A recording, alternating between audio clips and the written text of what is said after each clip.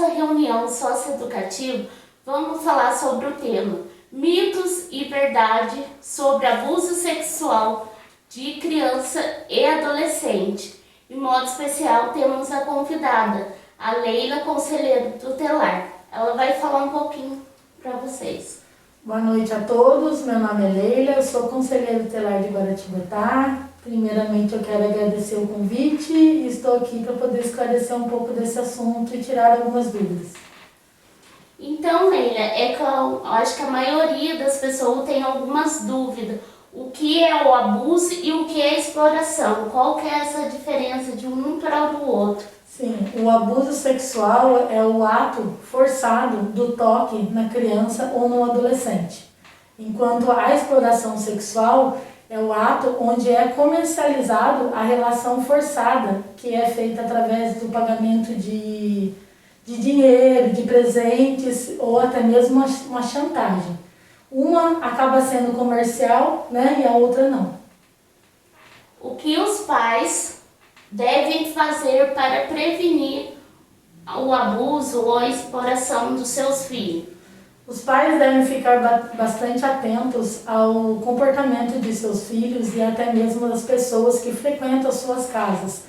Mas eu acho que o importante mesmo será ele ter uma proximidade com seu filho. O pai tem que privilegiar o diálogo, a conversa, a atenção, né, com os filhos. Essa convivência precisa ser cada vez melhor e conversar abertamente sobre esse tipo de assunto.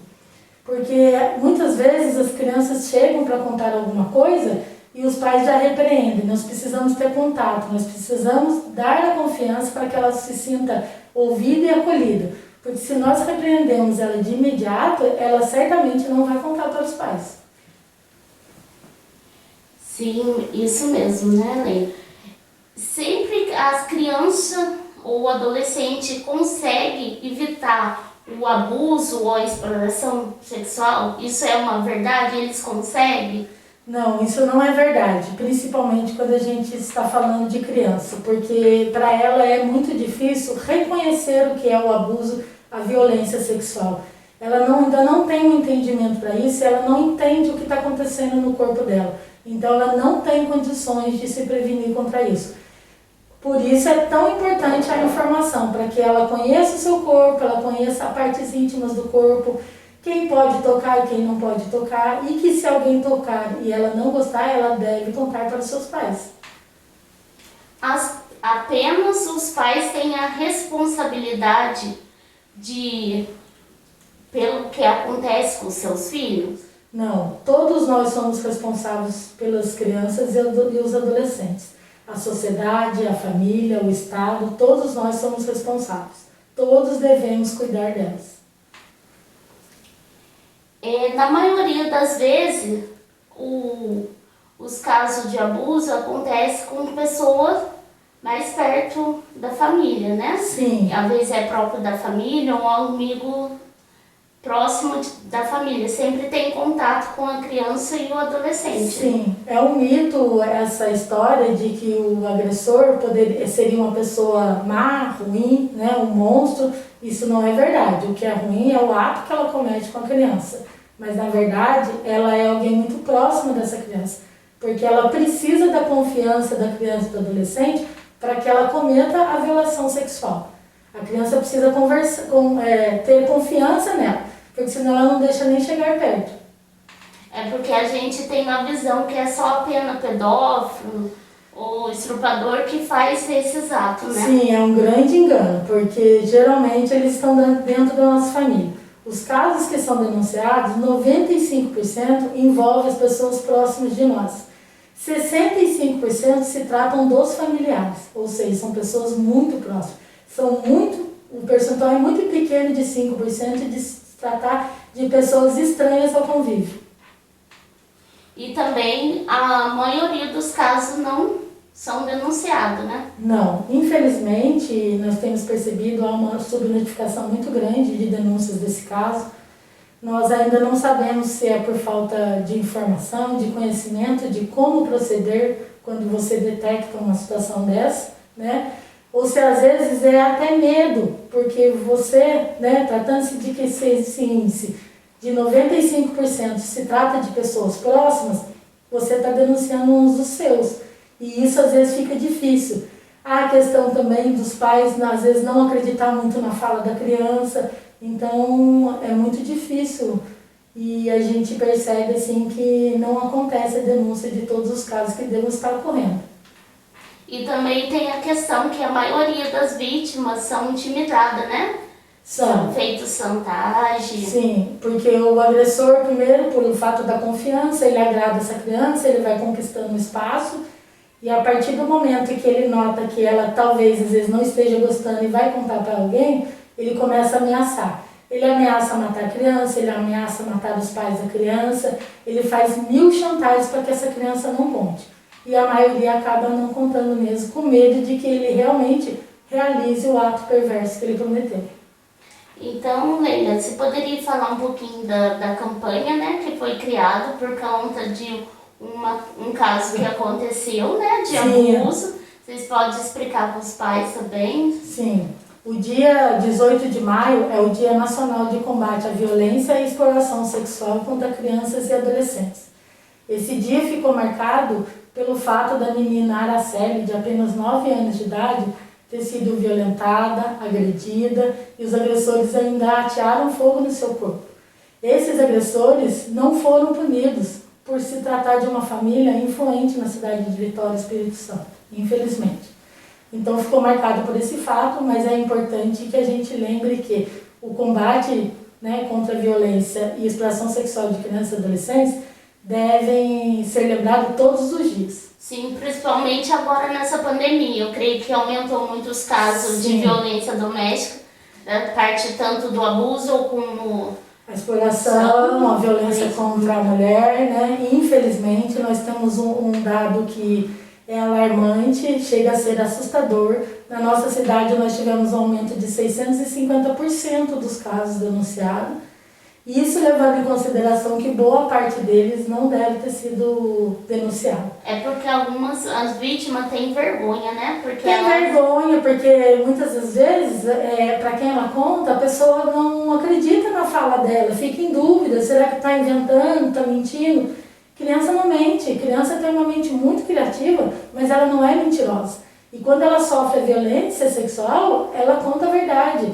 Então nós precisamos estar atentos à fala dela. Sim, isso é muito importante.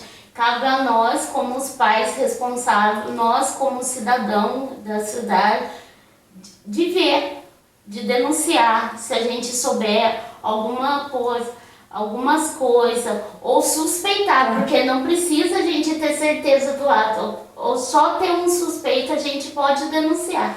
Leila, você poderia falar as formas que a gente pode fazer essa denúncia, se a gente tem que se identificar, porque às vezes tem gente que tem vergonha, não quer para não causar desentendimento, entra porque às vezes pode ser um vizinho, um parente, assim. Sim. Todos nós somos responsáveis pelas crianças e adolescentes, né? Então, cabe a nós denunciar quando nós percebemos alguma situação que pode estar estranha e pode estar indicando que está acontecendo uma violência sexual, um maus tratos, negligência, seja o que for. Mas nós temos obrigação de fazer essa denúncia. E essa denúncia garante o sigilo do denunciante que é feito, porque o principal para nós não é quem está denunciando, mas sim os fatos que estão sendo denunciados, para que nós possamos agir e proteger essa criança a fim de que cesse a violação de direitos dela. A denúncia pode ser feita através do Disque 100, através do aplicativo Proteja Brasil e através do Conselho Tutelar.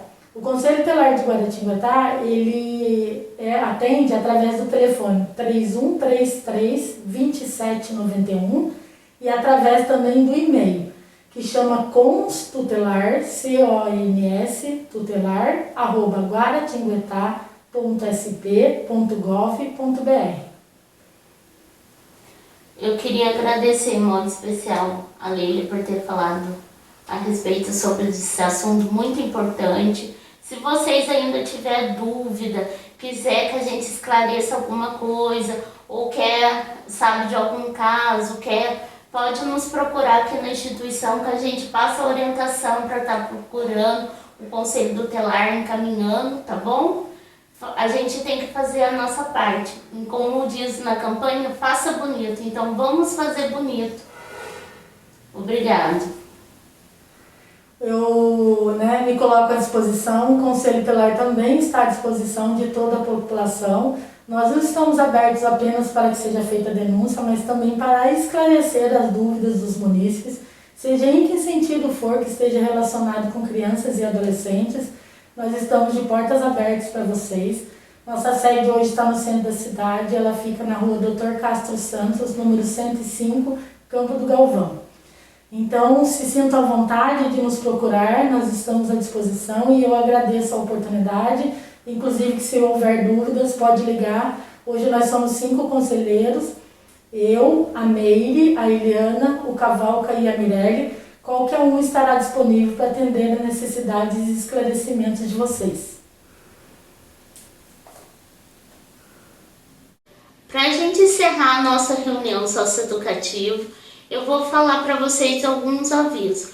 Sempre mantenha informado os prontuários atualizados, principalmente quando a gente precisa de entrar em contato com vocês ou fazer alguma visita, a gente não encontra na casa ou o telefone foi trocado.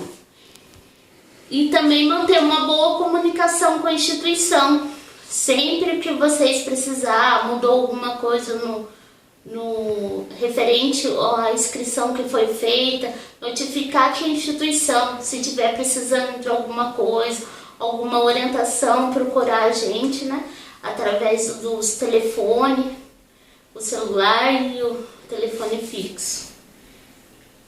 E também a questão da devolutiva, da questão das oficinas, das atividades que são postadas no grupo de WhatsApp.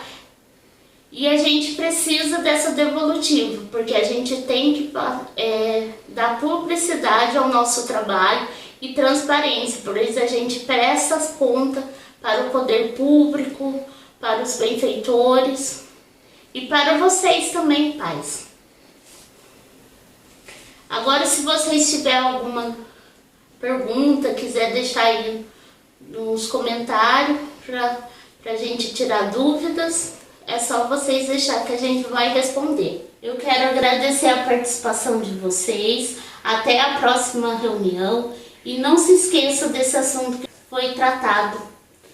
Denuncie, faça bonito, vem fazer parte dessa campanha.